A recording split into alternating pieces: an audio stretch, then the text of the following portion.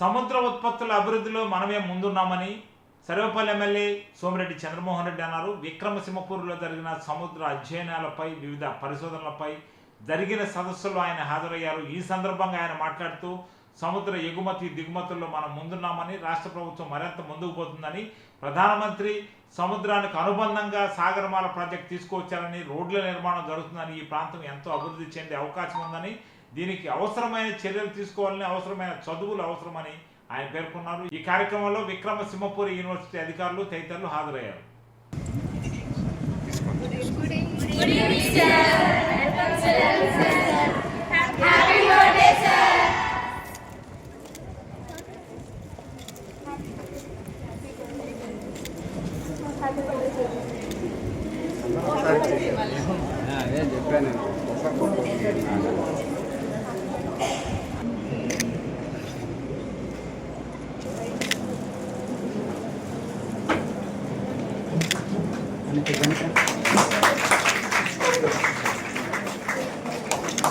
Once again, sir, wish you a happy birthday, sir.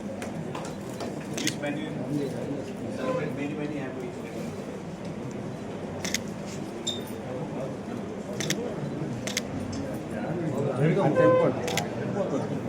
MLA Sarvepalli president professor CH Vijay గారు, అన్వారెడ్డి గారు, రామచంద్రారెడ్డి గారు, registrar VSU Sunitha గారు, వెంకట్రాయలు గారు, వెంకట్రామయ్య గారు, and the dignitaries in front of the dais, research scholars, my dear student friends, good afternoon to you all. See, time and again I am explaining the significance of multidisciplinary research. I think the 2 days deliberations by the eminent scientists across the world, they have explained you the significance of this multidisciplinary research. Even in the opening remarks also, I told you what is the value that the society. I mean, the Chancellor, I would like to thank Dr. Srinivas Garu.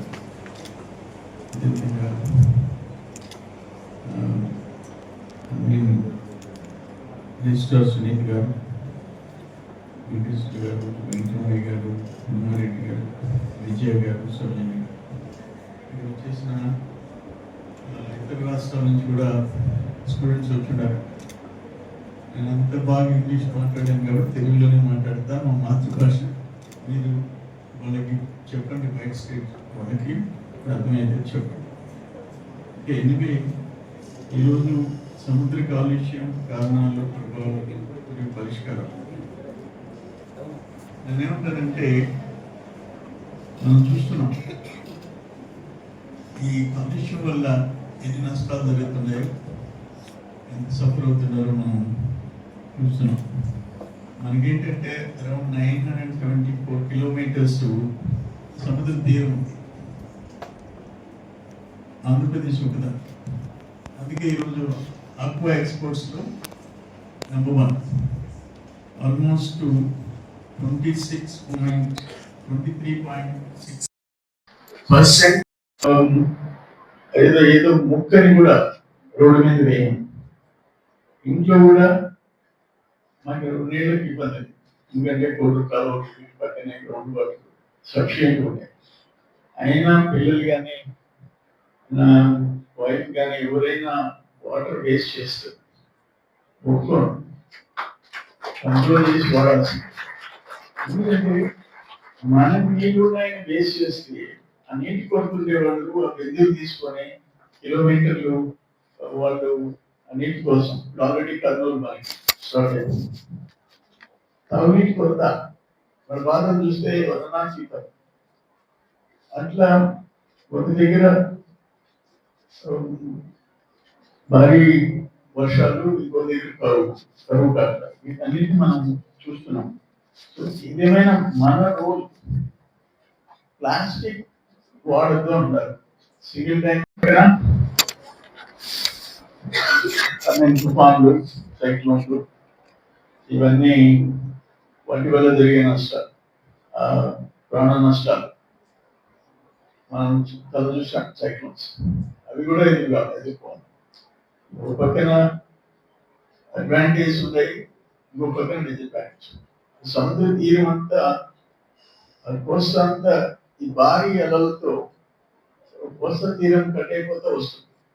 దానికి వేల కోట్లు ఖర్చు పెట్టి protection wall కట్టాలి, దానికి funds కావాలి. ఇవన్నీ సమస్యలు ఉన్నాయి. సరే, ఇంకా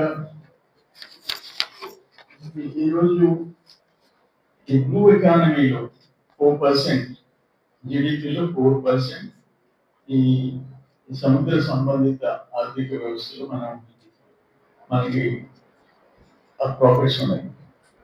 సరే, ఇక తీర ప్రాంత పర్యాటకం, ఇదంతా ఈ పర్యాటకం, నౌకాయనం, సముద్ర శక్తి ఉత్పత్తులు, వీటన్నిటి మీద 4% మనకి రెవెన్యూ ఉంది. సరిగా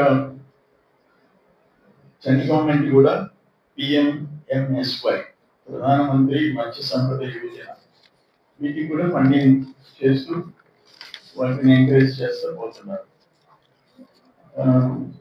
మనం చూస్తున్నాం ఈ ఏవైతే ఆక్వాకల్చర్ ఎక్స్పోర్ట్స్ మంచిది, మరి సేమ్ టైం ఆ విలేజ్ లో ఆ కిందుండే రైతులు ఈ ఉప్పు నీళ్లు వీటిని మళ్ళీ వదిలిపెట్టాలి. కింద రైతులు మనకుండే సమస్య అది. ఆక్వాకల్చర్ చేస్తే ఆదాయం ఎక్కువ, మళ్ళీ ఒక బ్యాచ్ వస్తాయి రైతులు, మా పొలాలంతా ఉప్పు నీళ్ళు వచ్చేస్తున్నాయి, వాళ్ళ రొయ్యలు సేద్యం ఆ పంటే అంటారు. కొంతమంది రొయ్యలు సేద్యం చేస్తే 4 రూపాయలు మిగులుతుంది అంటారు. అన్నీ ఉన్నాయి.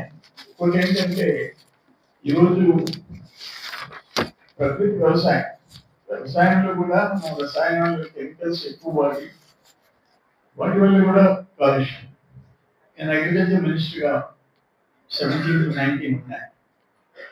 అప్పుడు చంద్రబాబు నాయుడు గారు ముఖ్యమంత్రిగా JPNM, zero budget natural farming, అంటే పెట్టుబడి లేకుండా జీరో క్యాపిటల్ కాదు, ఈ కెమికల్స్ ఇవన్నీ ఏం వాడకుండా వ్యవసాయం చేయాలి.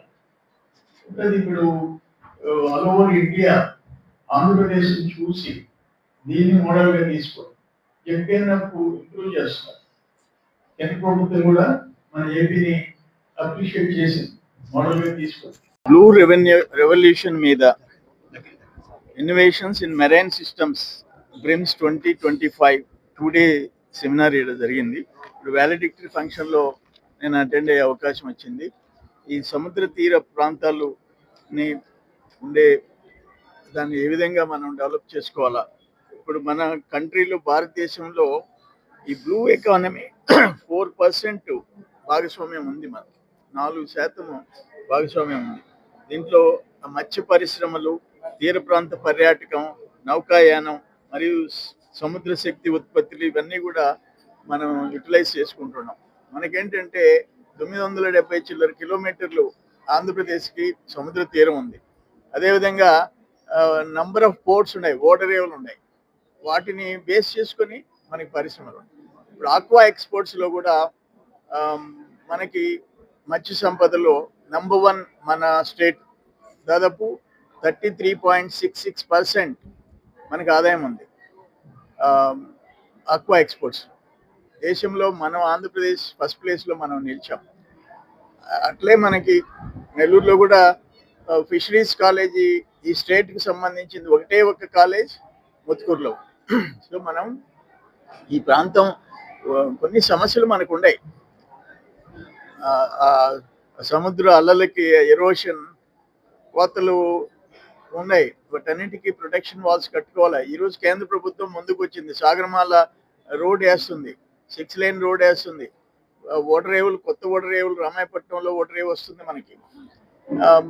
వీటన్నిటిని యూటిలైజ్ చేసుకొని, ఒకటి కాలుష్యం లేకుండా రహితంగా చూసుకోవాలా, 2 సముద్ర తీర ప్రాంతాలలో నుంచి ఉత్పత్తులు, ఆదాయాలను పెంచుకొని రాష్ట్రానికి, దేశానికి సంపద పెంచుకోవాలి. దాని మీద 2 రోజులు సదస్సు జరిగింది. బ్లూ టెక్నాలజీ, వీటన్నిటి మీద సంతోషం. వాటిల్లో నేను కూడా అడ్రస్ చేసి లాస్ట్లో ప్రోగ్రాంలో అడ్రస్ వాలిడేటరీ ప్రోగ్రాంలో అటెండ్ అయ్యే అవకాశం వచ్చింది.